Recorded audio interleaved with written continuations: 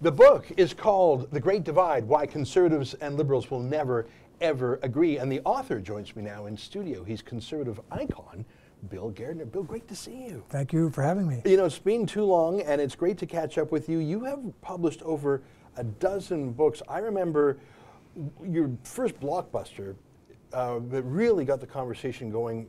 The Trouble with Canada, 1990. Yeah, 27 years ago. I think The Trouble with Canada, there's a lot more trouble in the last 27 years. Well, that's why 20 years later I wrote a book called The Trouble with Canada Still, which was an update to kind of look at what happened over the 2 decades prior. Yeah. That was an interesting book. I was just an ordinary citizen minding my own business, trying to get it off my chest. But it hit #1 in Canada in August of 1990, which was a big, pleasant surprise. Yeah.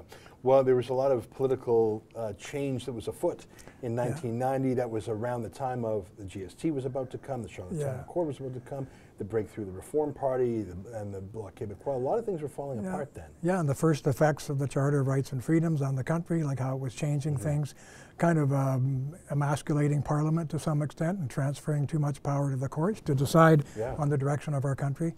Yeah, all those trends have progressed. And also the fall of the Soviet Union and the change of Canada leaving the Cold War mentality, not that we were much in it. Well, I'm happy to say that that fall was predicted in the book, which came out, was finished just before the fall of the Soviet Union. And then it happened, I went, whoa, you know. Well, that's amazing. I mean, I know you from that, and you've been you call yourself a regular Joe. Well, you're a pretty extraordinary, ordinary guy. I mean, give our viewers a bit of a reminder. I mean, let me say my favorite thing in your biography. You were an Olympian. Yes, in 1964, I competed for Canada in the decathlon in Tokyo. That must have been exciting. It was a great time. It was a great experience. I mean, and 50 years later, which was a couple of years ago, my wife and I went back to that stadium just before they closed it down to renovate it for the 2020 Olympics. Oh, yeah. That was quite an experience. Yeah. You know, 50 years later to go back to the stadium you competed in and all that, you know. Well, I mean, you're in amazing shape to this day. You were telling me you're 77. I tell you, if you would have told me you were 60, I would have believed you. Well, thanks. Okay, let's. I just want to reintroduce you a little bit, but let's talk about your book because when I saw this, when you brought it into me today, I thought, well, I feel like North America, especially the United States, is more divided now than ever, and the divisions are actually getting physically violent. But I think we're really siloed. There's normal people who are normal, but then there's extremely partisan leftists, and I will acknowledge there are extremely partisan conservatives too. Yeah. Well, you can almost say human beings, in essence, are generally partisan, depending on what they believe in at the moment. But let me tell your viewers why I wrote the book. It was because I had the sense that if you went to a dinner party with friends and family, say, 40 years ago or more, or if you were, say, a young man of 20, and you were sitting around such a table and someone asked you for your opinion on something of moment, well, you might not have an opinion, but if you did, you were expected to defend it. And they might chide you for a bad argument or ask you, what do you mean by that? But I can't remember anyone ever saying they were outraged by what you were saying. Right, yeah. So what some philosophers call emotivism, which is a tendency to go to emotion instead of to argument, has taken over the public domain. And it really bothered me because today if you go to that party, what you're mostly going to find is what the Germans call Denkverboten, the forbidding of thought. There's 20 things you can't bring up, 20 things you can't say because someone's going to be outraged. Well, I often give public speeches, and it's almost inevitable. Sometimes someone will stand up and say, Mr. Gardner, I'm outraged by what you've been saying. Yeah. And I say, well, you couldn't be more outraged than I am. Now, what's your point? Yeah. Right? And then they have to, and it's like watching air come out of a balloon. Yeah. If they're smart enough, they say, okay, I get it. You want me to put an argument on the table that we can debate in a civil way? And I say, yeah. And that's why I wrote The Great Divide, to try to show the underlying ideological differences between these two camps. Yeah. I'm outraged, or as the millennials sometimes say, I can't even. They don't even finish this. I can't even. Yeah. Well, and that's where you get trigger points and the Denkverboten, as I say. And the microaggressions. And the thing is, there's 2 points there. I mean, Ricky Gervais, the atheist comedian, he had a great line. Someone said, I'm offended. Well, I think it was him who said, well, all that means is you can't control your emotional response. How about answer my argument? And Stefan Molyneux, a Canadian video blogger, would say, being outraged is not an argument. No, and that's what you're saying that's too. That's what I'm saying too. Yeah. And so the image that I like to give your viewers is, I think of a man standing on the road in a beautiful day. There's lovely buildings all around. Suddenly there's a huge gash that opens up in the street. The buildings start falling. There's rubble everywhere. And he goes, oh my gosh, it's an earthquake. But of course, it's not an earthquake. It's the consequences of the earthquake. The earthquake is actually invisible. It's way below the ground, and the grinding of the geological forces that made what happened at the surface happen. Let's not confuse the two. My book is the same, except it's talking about ideological tectonic plates, not geological ones.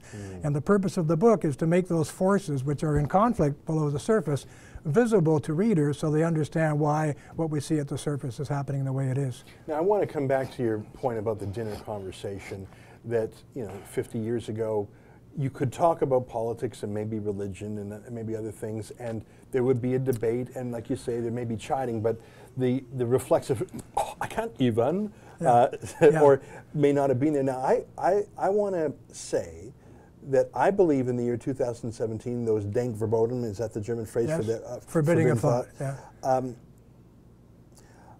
I know that that's ubiquitous on the political left. I know it.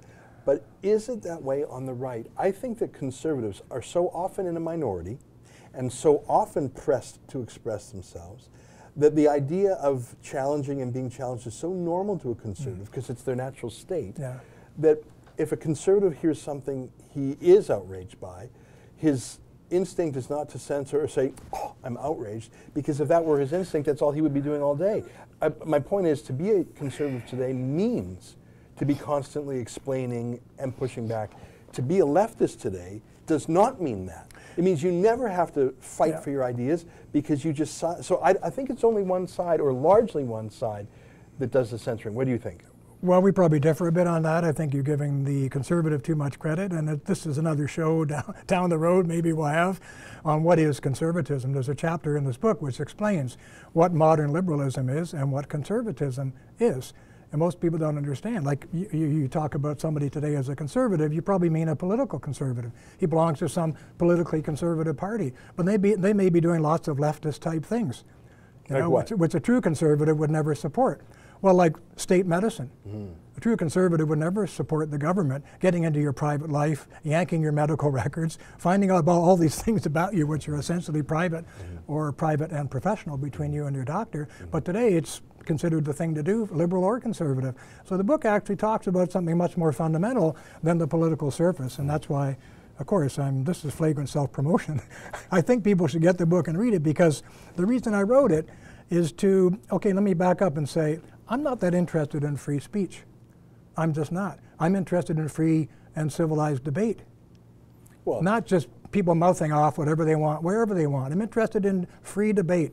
And can we get Canadians back to the table to actually talk? But one requires the other. You can't have a free debate if one side is told you don't have free speech. Free debate requires a civilized context. But it requires the freedom to debate. Moments before we came into the studio here, I see that our friend Dr. Jordan Peterson and Gad Saad and other, I think our own Faith Goldie, were scheduled to be at a free speech forum at a university on August 22nd. The university has canceled the free speech forum. So you can't even have the debate if there's no free speech to say. Well, that's because they don't value free debate. If they valued free debate, they never would have canceled it. All right, That's all I'm getting at. Sure, and I'm saying that that's a nuance there. It's really the same thing. So this is the context I'm getting at, and I think we need to get, and what this book is about is understanding enough about the underlying ideological forces at work in our country today to get away from the shouting and the anger and the outrage and actually talk about the real issues, philosophical, moral, and political issues underneath the rubble at the surface. Yeah.